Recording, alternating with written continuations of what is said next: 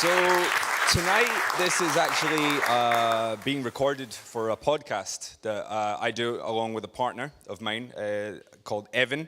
Evan, unfortunately, can't be with us tonight. He's stuck in San Francisco. But I want you guys to let him know that he's still with us in our hearts. So on the count of three, can I get everybody to say, "Hi, Evan"? 1, 2, 3. Hi, Evan.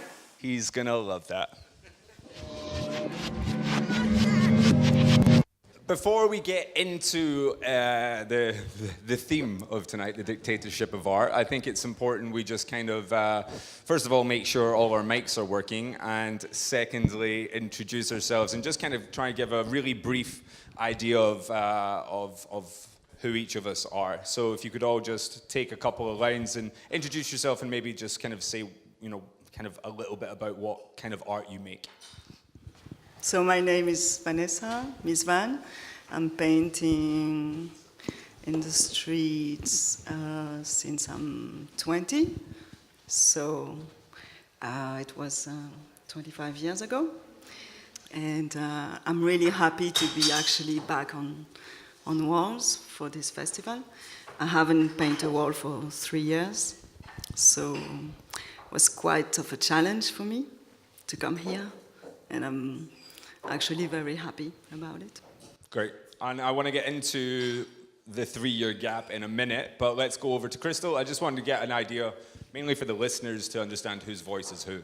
My name is Crystal Wagner. I'm a contemporary interdisciplinary artist. I work with fiber, repurposed materials, and recontextualizing everyday materials, large-scale installation works, site-specific. Nice. Should we do a quick clap for Vanessa first? Because we didn't do a quick clap for Crystal. And Case will get his in a minute once you tell us what you do. My name is Case. I'm painting since I'm 16. I'm happy to be here and can't wait to talk about your questions. Nice. Clap for Case. So the theme of this year's Crystal Ship Festival is the dictatorship of art. Now, I'm going to do my best to try and process this and then verbalize what it means. It is some text by a guy called Jonathan Mies, hopefully I'm getting this right, who said that art should dominate absolutely every single thing in your life. It should always come first, the notion of art. It should direct every single nuance and decision that you make. How, if at all, did you bring this theme into what you've painted here in Oostende? Don't all jump in at once. Well, I'll totally jump in. I'm not painting anything, but I am working with fiber, and I think ultimately one of the things that I'm really interested in when it comes to using space as the canvas and the context, I mean, that's what we all have here in common. It's I'm working with installation work, but the context and canvas is the space or the building itself, and that's really special because we have access to people. And when you bring what you're making into everyday spaces that aren't housed within the pretentious bubble of academia or institutions, you have this really wonderful kind of dialogue with everyone.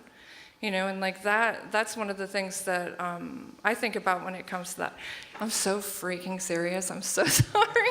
But it is true, it's we have the authorship in ourselves, and one of the things that's really important when it comes to the dictatorship of art, or what that means, bring art. Art is an opportunity for us to focus attention on something that we care about.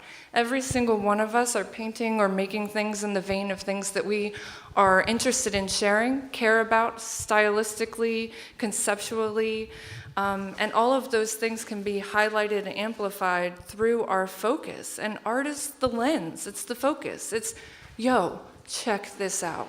It's on the side of a building. It's in a tiny little vessel, but it's a focus. And if that's the vein through which we view things when it comes to the dictatorship or art everywhere, I mean, yeah, it's a beam, a highlight, big highlight. I like that. Case, now you grew up in East Germany, so you kind of grew up with the influence of a dictatorship. Did this theme in any way resonate with you in how you were going to attack this wall, approach this wall?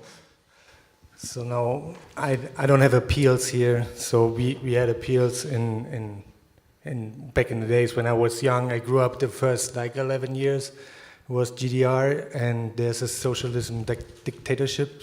Actually, it's a dictatorship, but it was hidden under the carpet of socialism. But no, it's not like dictatorship means like someone dictating you something. And when it comes to art and dictatorship of art, it's that art dictates your everyday life. And so it's what it is for me since over 20 years now. So I didn't choose it. I just was really happy, not happy, but I took it like something like a valve, kind of. So like to get expressed, and to, as a young kid in the age of 16, you sort of like looking out what you can do, and if you don't skate or driving bicycles and stuff, like you probably come to art and then start painting. And if you have the chance to import your childhood into your adult life, you should stick on it. And this is what I actually do ever since. So and there's no break ever since. I'm sorry, my lenses get dry. So for you were saying it was kind of like crossing off the boxes. I wasn't going to skate, I wasn't going to break, I wasn't going to DJ, so, well, I might as well pick up a can and see what happens. Sort of like this. So I grew up in a scene that's pretty like this hip-hop thing, but it's actually not, because it's not New York, it's just a village in a GDR in the center of Germany. So we adapted, and I sticked on it on one point because it's just worth it.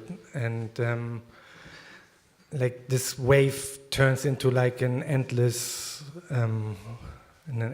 loop, kind of. It seems to be, because everything comes back once in a while. So your your experiences can reflect it every time, and it's like it totally makes sense if I look back from where I'm now, and it gives me the energy to continue and looking forward what comes next. So for you, Vanessa, what was your sort of introduction into this? You've been in the game for, like you say, 25 years. What was it for you? Was it ticking off like, I don't want to do this, I don't want to do this, so I'll do this? What was your introduction into art? What pulled you in? So for me, it was more like something that was coming to me than me trying to find something to do. So it was kind of easy in a way. Like today, I feel quite lucky that I didn't have to choose what to do, and it was pretty natural. I have a twin sister. She was more like social and really way more open to people than me, and I was just behind all the time and just starting to draw and find my own way of communication, I guess. So you found this a good way of expressing yourself, but hiding behind being on the stage in front of a bunch of people? Yeah, I'm really nervous, I'm sorry. It's okay, they're all really nice. Crystal, what was your introduction into this? Because you sit kind of like as an outlier in this group somewhat. For me, at least in my experience of your practice. Yeah. How and where do you fit into this? Yeah, I'm really happy and kind of continually overwhelmed with my acceptance or introduction into this community, because I wasn't trying to make new contemporary work or street art. I just was compelled to keep investigating materials, and it continued to evolve and lead me to different spaces and then onto the outside of buildings. So for me, the evolution of the work as a kid started with painting, and then clay, and then wood and wire, and then printmaking. I was a printmaking professor for 5 years, so I spent time in academia, and in that space I realized that I was being so limited by the institution that it was like I was liberated when I resigned. And being like following, the compulsion. I mean, I've been compelled to make things since I was little. I mean, like that's the thing. Like the next step is I'm compelled to make things. I want to learn the technical application, but then what do I say and what's my vocabulary? Because we all have our own vernacular aesthetically, and arriving at your own style and figuring out what you have to say with your language it's what we have to contribute. So following that has been kind of my goal. And as a maker, I watched my dad build log houses around me when I was a kid. So I was constantly around construction materials. And when you watch one person build a house by themselves with one other person, you're like, oh, fuck, I can do anything. Like, we can do whatever we want with our hands. So I've been kind of just following curiosity and labor. I'm like a workaholic. I will do whatever it takes for the work. I will eventually get onto what you guys are doing specifically here. But did you guys have a relationship in any way with the academic side of artwork? The art world, because you mentioned that you were very much in that side. Did you guys come from that or have any experience? Were you enamored by it, or were you eventually disillusioned by it? Did you have an experience in any way with it? My background is restoration was my study, but I started on construction site as a usual house painter. So step by step I developed my career that I actually just did for my parents, kind of. But this graffiti and painting culture always was beside, and I developed it throughout those times, house painter, restoration, study, and all those things.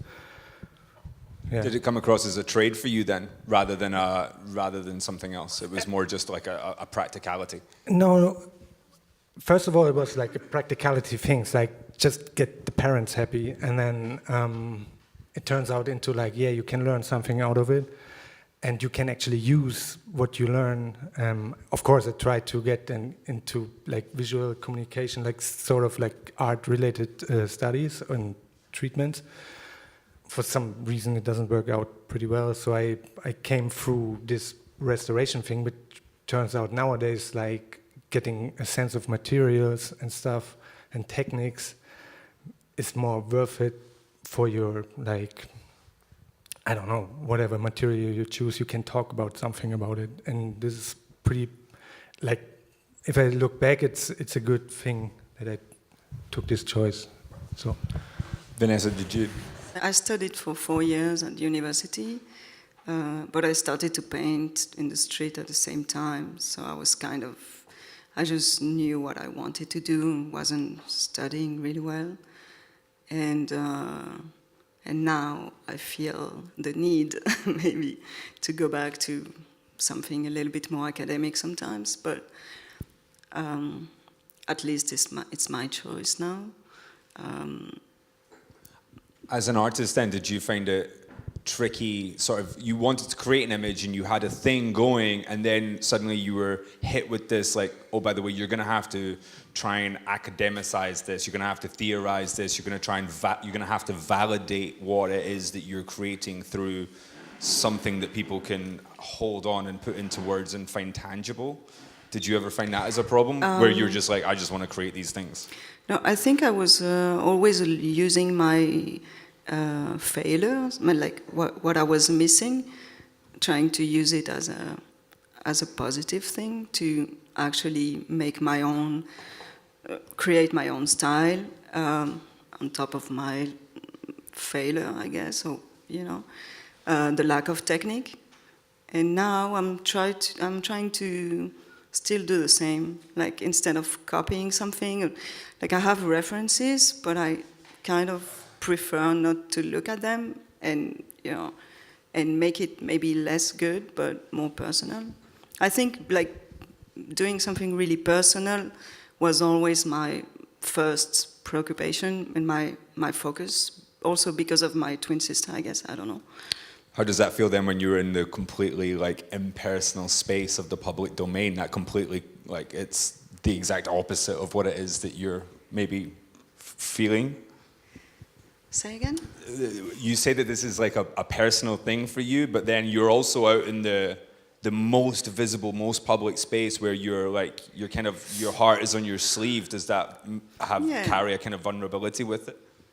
Yeah, I mean, I've been using painting in the street as a communication. I thought, okay, maybe I'm not so good talking to people. My mom was always saying to me that being nice or pretty, it's not enough. Like, you have to go to people. And I didn't know how to do that. So I thought, if I give something, maybe I'm going to have something back, good or bad, actually. And I was really into provocation at this time when I started to paint. I mean, I still like provocation, I guess. I think you can see it in my work, but not only this. And I was just trying to give something and tease people and trying to take them off their reality and their everyday life, and just, like just a glimpse of something, just an image that comes to you without you choosing it, and trying to put something out of context was exciting for me in the street, to take something and put it here, even if you don't want to see it, or, Is that idea something that resonates with both of you, or either of you? The provocation of creating something in the public? The provocation. I can't say to provoke, because it's not it.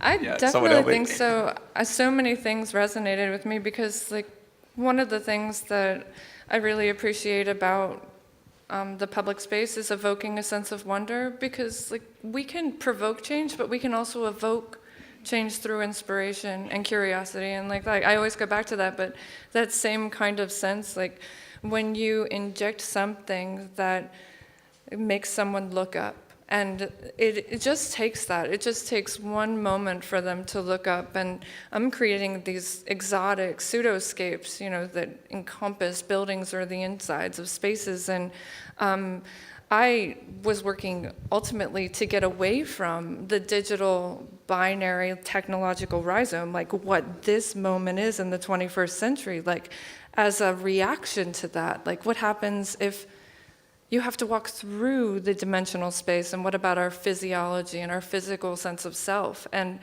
in that sense of exploring, you become primordial again. You start to look at things and move your body and look up. And the same thing when you use buildings as the substrate or the canvas. I mean, it's the topology of the urban landscape, and like we're walking through it. Like, these are our trees. They're giants, and you get to put onto the surfaces something that, can transport people, and that transporting is amazing. Your work is pretty abstract, and it takes various forms. And do you find then that people try to take these shapes and this kind of this thing, this being, and then try to process it in a way that they can rationalize by making a thing that we identify, like saying that this is like, it's like a big worm, or something like that, when you're like, actually, no, it's okay that it's not anything that it's just, it's an expression, it's movement, it's form. Right. Well, one of the things that I think, like, I'm trying to do or working on constantly with the work is that boundary between familiar and foreign.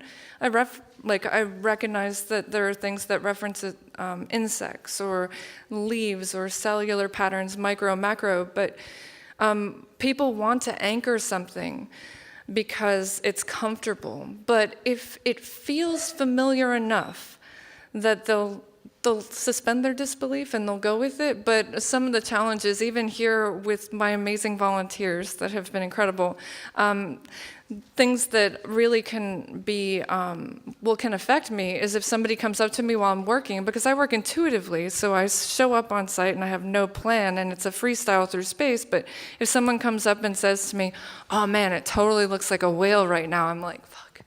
Like I can't, like it's like it's a seed, and then I'm trying to deal with this whale that's been like planted in here. So I try to keep conversations about what it potentially could be until I work through my own conversation with the work. And then it can be whatever. I mean, it should reference those things, but having to anchor something, I mean, abstraction is the essence of something or a combination of things, but it should also have structure. It should have architecture. It should be engineered. It shouldn't be just a blob. And that's the space that I'm working when it comes to the work that I'm making. So kind of going on the opposite then, what you're probably most known for, Case, is your hands. If eyes are the window to the soul, what are hands? Hands are the tools to make your soul to reality, or turn your soul into reality. Yeah, something like this. Knocked it out of the park. Yes, like what you're looking at, if you have, like, don't get me wrong, but it's what you have, what you're looking through day by day. That's what your ideas, like your hands making your ideas into reality, or creating your ideas into a reality thing. So, yeah. And then what did you ever try, like, you know, trying to get the same feeling from other limbs and bits and bits of anatomy, and then just think, actually, no, I really need to stick with these tool makers and kind of go with this. This is where my, you know, where my vision is. Yeah, it's like I painted like faces, like with my crew and like all those things before, like faces, sort of situations and everything. But hands are always, for me, was like more the easiest way to paint, kind of like painting hands. It's like it's simple for me. It's like dancing. It's easy. So at one point, like we came up. Like I really like into with my wife, and we get ideas together, and like we came up with the idea just stick on hands. So I did, and it totally. Everything makes sense in this way, and it makes fun to paint. It's like, and this is what you should do. It's like if you into something, no matter what, and like if you really like to do whatever you want to do, you should stick on it. And in my case, it's hands. In your case, it's feathers, faces, provocative, semi-erotics, and like, you know, it's like what you want to do. You should stick on it, and what you just said is really important for a long period of time. I think if we are still here, it's because we were sticking on what we actually really feel like doing, and not following what people want. Or I think it's really important just to be honest, authentic, yeah. Passionate, and true with yourself. Even if you are growing up and your work is changing, you cannot think what people will think if you change this, or, you know, like if you have some period of time that are not like so great, or so, in terms of work also, like sometimes you are experimenting things, and it's important to go through that. Even if your work is not so commercial, or people don't really like it, yeah, like you cannot listen to anybody, and you always have to be ahead, basically. And people have to follow you or not. But it's really difficult sometimes, but it's difficult because we always have to generate things. We always have to be ahead, and we always have to have the vision of... So it's like really personal. It's like the inner vision that will actually be spread in the world. So it's our humble personal vision that's gonna resonate outside, and that's our strength. I think that's the only strength. Do you find, because I'm not entirely sure how long you've been in this, you know, game, as it were, for, but you guys have been here for a long time, and do you find that passion that you're talking about is something that is just always inherently there, or is it something that you have to like forcefully find and rediscover? have to feed it, maybe.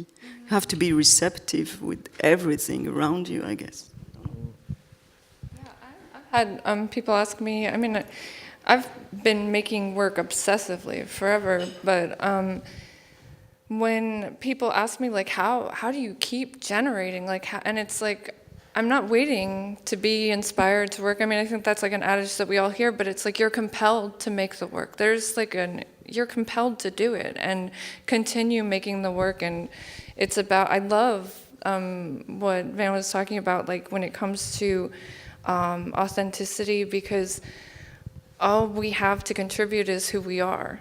And everything that comes through us comes through our perceptive lens and then our hands and the way that we think. And honing in on that vocabulary, I think that's one of the things that I was so disenchanted by in academia, was because it was so many people telling you to look at other artists. And like you hear that so many times and you're like, but like I just need to go look at myself. And once you start really honing in on your own vocabulary, like I draw every single day just to know what my language is, like so that I can hone in on that. But it's like you keep making work and you have to generate a lot, and it's exhausting. You're pouring yourself out into the world over and over and over again. It's intense. Yeah, you see, it's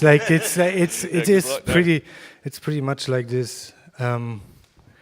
Being passionate can be pretty heartbreaking and devastating, and like you have to make so much decisions by your own. So good thing to have is a good partner, so that who can reflect yourself and yeah. Do you, and this is just kind of like an open question then, where do you sit then between this kind of like this drive of what you want to do and then the rationale that says you can't pay your rent with that idea? Like, this is nuts, you can't do that. You're gonna have to stick to the formula and work with what has been sort of tried and tested. Is this something that you battle between the kind of the creative drive and then the sort of the rational, you know, money drive, the career drive? This is like nowadays it's hard, I think. So because of all those communication and advertisements and like all those new communication things, like what we have social media and influencing themes. It can be tricky. I knew people who trapped in certain jobs. Just of course you do those because you have to live. You have to make your living out of something. And at one point you come to the decision: should I do this job or shouldn't? But I need actually money and stuff. Like it can be tricky at this point. Yeah, you have to be careful. Any of you guys, you find a struggle between that kind of like that creative versus practical side? Personally, I think I've been always lucky to have a work that was kind of appealing, or I don't want to say commercial because it's horrible, but I never had to actually think about this and do something different. So I just feel lucky that I can just do whatever my vision is or whatever I want, and it eventually works. But I think it's really, really important to not to lose the connection with your work, because otherwise I think you cannot really last. And if you disconnect yourself from what you are and what you're doing, and to go to something more commercial, or maybe just repeating yourself because, oh, this is working well, so I can just stick on this. How can you reconnect then with yourself and your work? So I think we are here because we are still here, maybe because we were really doing what we wanted and 100%. And I think it's really the only way. And I think it doesn't really matter much about the technique and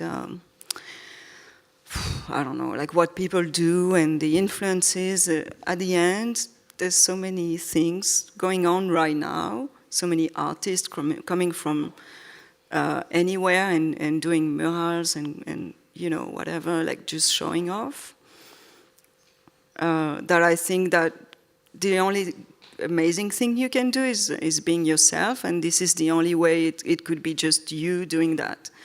So, and sometimes you want to, I don't know, like sometimes I want to create things and doing something like more spectacular or whatever. I want to surprise myself first, but then I think it's really about how you do it, and it's not really about the image, it's more about the soul you're going to put in it. That's the only magic. You got anything else to pick up on that, Crystal? And then we're going to open it up to you guys, because I know you're all itching. You're like, it's my turn, I want to ask a question, Doug. You've been talking for long enough. So you'll get your chance. Crystal, you got anything you want to pick up on that before we open it up? Basically, I'm giving you 30 seconds to come up with a question. Okay, here we go. Jump. I've jumped in every situation. I think that like it's always a balance, and I still struggle. I think like I wish I had an aesthetic partner that I could like ask like questions of, because like the galleries all have their own kind of interests in the partnerships, and what I want to do is its own interest and where I want to go. But when I started, I was doing the indoor installations. But before that, it was printmaking. Before that, it was clay. Before that, and every single time I jumped, even when I left my tenure track job, I had 2 very small children, and like leaving job security like that, I just jumped, because like you have to follow the thing that you love the most, and if you continue to follow that, then the ripples that are the opportunities, they start to manifest. And I feel fortunate too, like this sensibility currently of like the general world is attracted to what I'm doing, and like we're all here because we have that. So as long as that conversation is good, we're still working towards something, but it's very you have to be brave, always brave. Somebody asked me if I could put it on the outside of the building, and I had never done one before, and I was like, absolutely, and I did it. Because I knew I could figure it out, because it's curiosity and problem solving and your voice, like that kind of authentic creativity. Just picking up on that, so if you take bravery is something that's essential to be able to survive for this long, what would you say is the most essential quality that you could possibly apply to yourself to have any longevity in making it as a lifelong artist? I don't get the question pretty well. Fuck, it wasn't that important. You have to be a generator. I mean, well, this is a good, but it's a good point. Like, I think, I think about the people that have made like a strong, I don't know, like they have a strong impact as being generators. So there are replicators and generators are the people that have made work that continues to kind of like permeate pop culture or new culture or just regular culture. And we have like when you're generating, you constantly are putting yourself out there. It's about being consistent in who you are and growing and evolving too. But like as a generator, that's what people are looking for, and people are inspired by generators. I'm inspired. I can tell immediately when I meet an artist, I'm like, oh, you're a generator. I want to hug you, and I want to thank you for pouring yourself into the world, because we all want that, and that's like, yeah, oh my, I talk so much. I'm so sorry. That's okay. Case is sitting there going, rather you than me. You're a generator, you guys. So I'm going to open this up, as promised 30 seconds ago. Do we have any questions from the audience? Thank you. My man over here. I don't know if you want to talk about this whole slam, the time you didn't paint for 2 years. Oh, yeah, I said at the start I was going to bring that up, and I didn't. Yeah, good question. Good pickup. So, for the purposes of the fact that we don't have a mic, the question from the nice gentleman, what's your name? Yep, I didn't catch that. That's not doing that again. His question was, Ms. Van, you took a 3-year hiatus. Tell us more about that. Actually, I didn't really realize it. I just canceled some project on and on. And then I was like, oh my God, maybe I should say yes, because they're not going to invite me anymore. No, because basically, I think I started to paint with oil 2.5 years ago, and I had to focus in the studio to change this from acrylic medium for more than 20 years and switching to oil. I was really impressed to use it, and I had so much respect on it that it took me so much time to figure out how I can start without starting on the ground, at the ground floor. So I just took some time in the studio and figure out what to do, and actually it was good. I think it's always good to spend some time in the studio. Otherwise, you cannot really personally evolve with the time you need, the emptiness you need, the question, trying things on, and yeah, so that was, I think that was it. And then 3 years just went really fast. And then, I mean, I really wanted to go back on wall, but I like to do really selective walls and just sometimes because I put so much energy on it, and I never want to repeat myself because I don't want to get bored myself, and I don't want to bore people. And I want this to be something kind of extraordinary. So I keep it like a diamond, like I'm taking care of it. I like that. I have a really lowbrow question for you. You're here with your fella. If you guys get married, will you be Mrs. Van?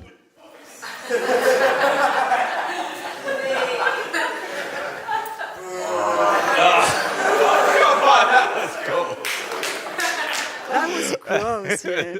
No, I just turned red. What can I say? I don't need to answer it. That's not making the podcast. Anyone else? I'm looking over here to you guys. Non-mandatory. There we go, my man at the back. Is there a difference for those who have seen the different times when they had to do it when it was not allowed?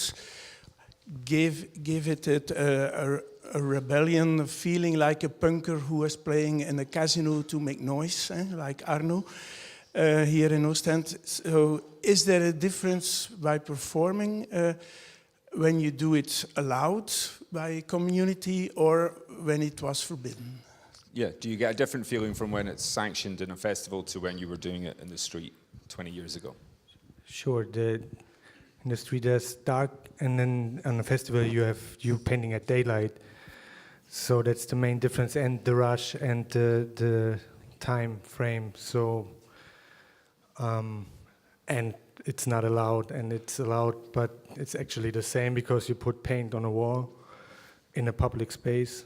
That's actually the main difference. Did you feel then something when you became suddenly associated with, street art as an installation artist? Was your work specifically interior at the start, and then suddenly it found a space exterior? Was that always the drive, or did you follow this world at all? Was this part of your sort of vision? It's always there, right? Like what's happening with regards to the art world, but the work evolved, and I followed it. It evolved. It started with all the indoor pieces are made with recycled birthday party tablecloth. They could never survive outside. It's all like disposable recycled materials. So, and it's not even attached to the armature. And as I started investigating materials, it's like I always joke that they started as single-celled organisms because they were just blankets, and then I became more accustomed with what I needed to do to build the armature, to make a skeleton, and I call it the bones, and then the bones were self-sufficient, and then they were able to, I did this huge piece in Times Square, and I needed to lift it up in the Viacom building, and all of the kind of stuff that I was doing there gave me access to a different part of my sculptural interests.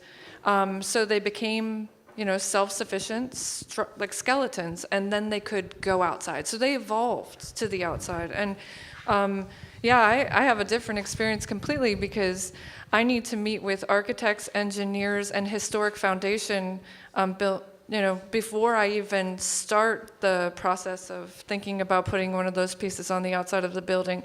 And that doesn't always go well. Sometimes, they tell me the building's safe, and then a chunk of it falls off when I'm drilling into the side. That sucks.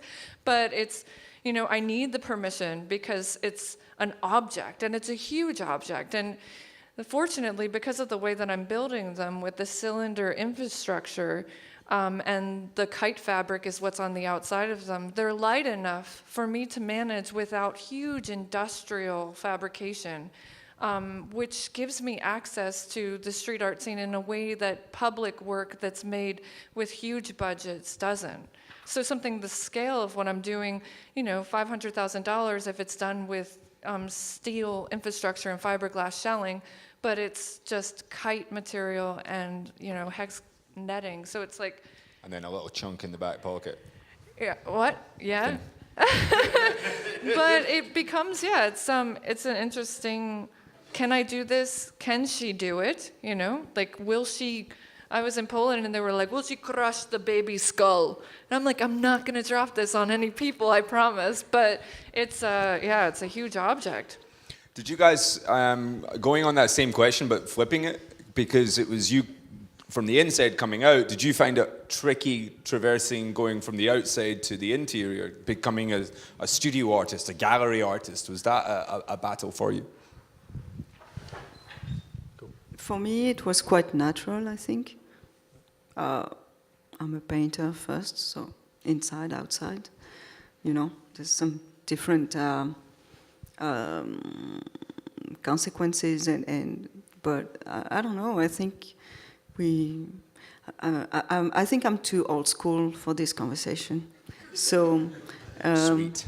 No, I mean, of course, it was great at this time when it was illegal, but also, everything was different. I mean, we were younger, and it was really exciting, and everything was kind of new. There were at my time there were no internet, just fanzine magazine, and we were traveling to take photos. It was totally another thing. So, I don't know.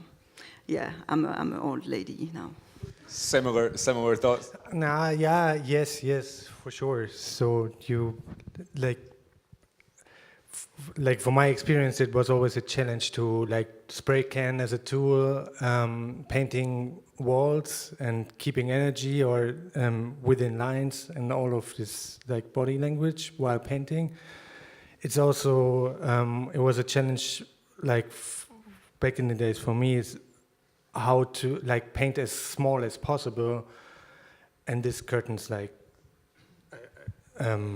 painting on surface like canvases and wooden panels, and try to make it small as possible with spray paint. There was a goal way back when I came to painting with spray paints. So it came natural to a surface to a mobile surface, which is a canvas, which is studio, which is museum and gallery art shows and stuff like this. Yeah. We got any more questions? My man here. We got the mic. Hang on, wait till we get the mic on you.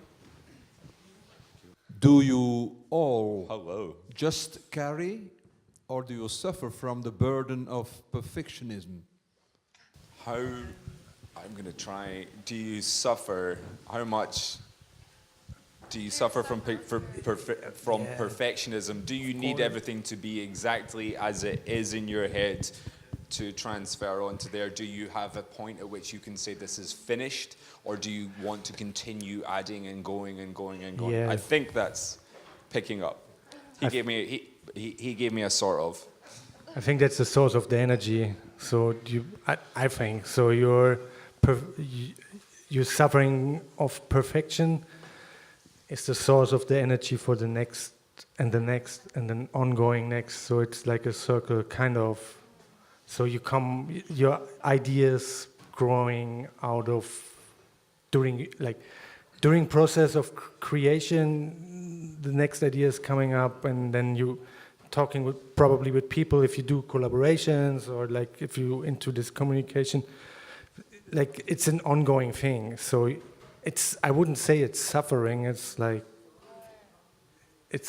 more like a source of like ideas and creations and stuff like this. So you are always happy about what you have done? That's a very different question. Happy that Those are You two shouldn't- very, very different questions. no, I don't know. It's like, of course not. So But I think that that's one of the things that like he answered really well, because like while you're working, it occurs to you that you can do something else in the next one. So perfection isn't really the state that you're after. It's like achieving that thing that occurred to you during the process of the one that you're working on. So the next one becomes the moment where you start aspiring to work on that. And then the next one, so it's like this constant catalyst where you're propelled all the way forward. And I think once you arrive at your own language and the thing that you're doing, that like you're only competing with yourself, and you end up like light years down the road constantly chasing that rabbit, whatever it is, because it's constantly propelling you forward. And it is like, fuck, I'm gonna have to do this next time, because I can't do it this time because I don't actually have the time and I can't backtrack. So I'm gonna do it next time, and then I'll do it next time. But that kind of like...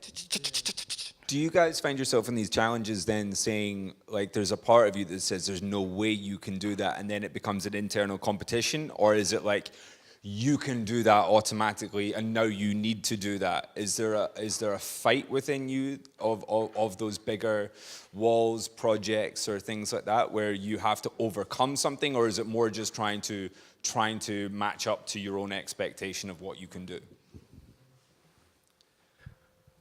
there's always a challenge, like in every piece. And of course, you can decide, you can say yes or no to the request, but yeah, I love challenges. It's up to everybody themselves, I guess.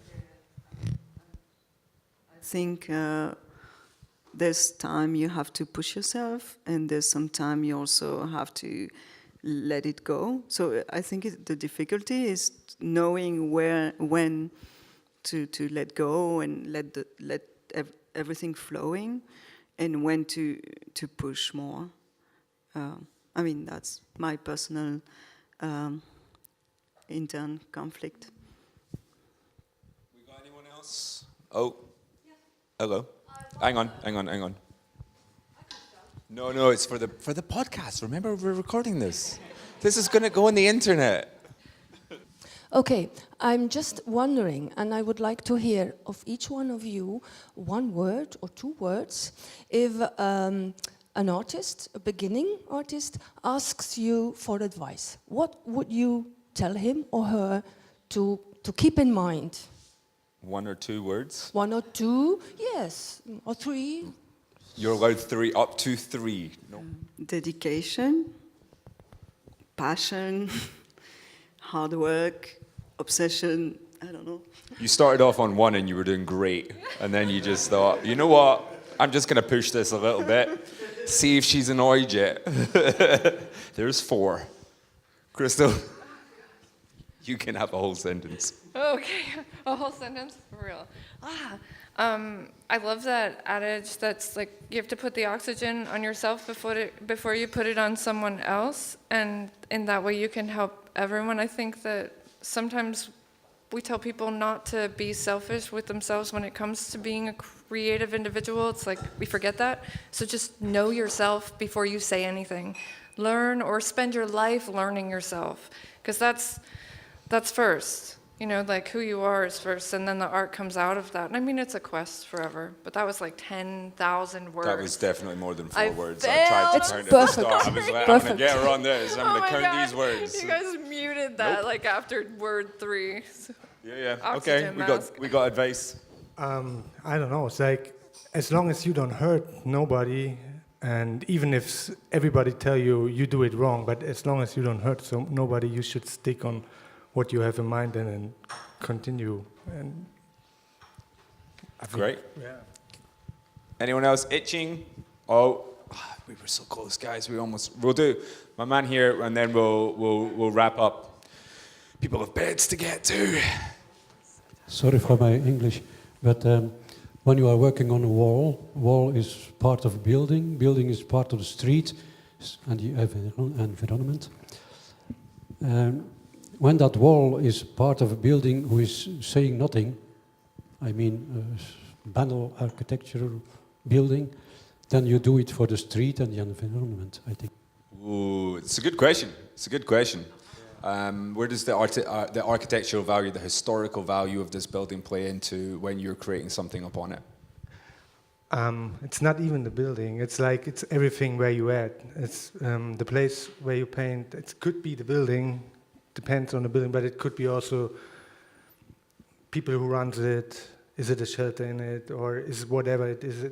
It's you have to reflect certain things like building, place, time, like few things. You should do it because you're painting in a public space, and you, like, for my opinion, you transfer a story, and people will see it. People will know about something, and then so you should be aware about the history of a building, of course, and maybe the people who's surrounding it, the company who's in it, and yeah, you should be sensitive about what you paint in the public. Ladies, you want to chime in on that one? Ooh, okay.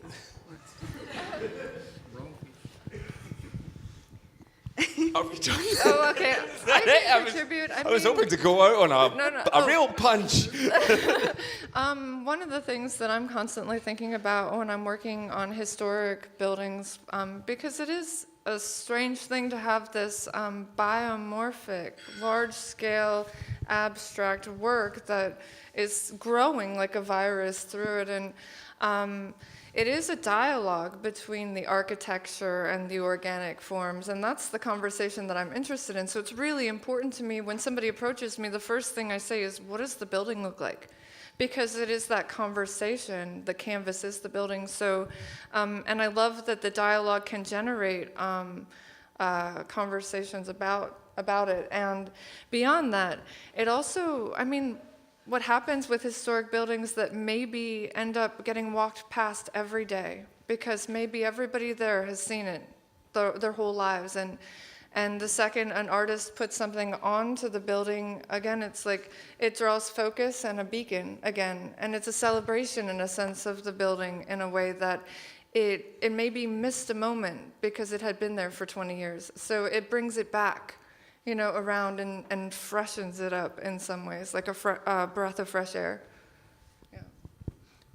You got anything to say about your relationship with the buildings? Oh yeah, when I see a wall, I touch it directly, actually. I mean, I really like to touch the wall. No, because I paint with brushes, and you actually have a special contact and connection with the wall, because you actually have the physical contact when you paint with brushes instead of spray. It seems silly what I'm saying, but it doesn't seem silly at all. I completely get it. So I always touch the wall first, and I always ask for a photo about the context, how it looks like around.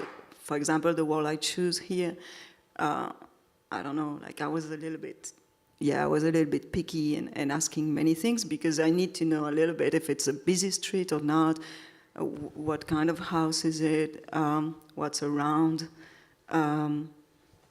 I don't know, I think it's important. And also, it's a gift, you know. It's a gift, so we have to respect it, and we have to... when you paint in the street, I think we paint in the street because we really like the urban context. So it's okay to contrast with it, but in a nice way. Any other wall touchers? Put your hands up. We got 1, 2. We got at least 2 other wall touchers. Ladies and gentlemen, can you please put your hands together for our panelists, Miss Van Crystal Wagner and Case Maclaim. And keep the round of applause going for Bjorn for putting on the whole crystal ship. And don't forget, you can listen to this back at Radio Juxtapoz on your podcast, wherever you get them. Have a good night. Thank you very much.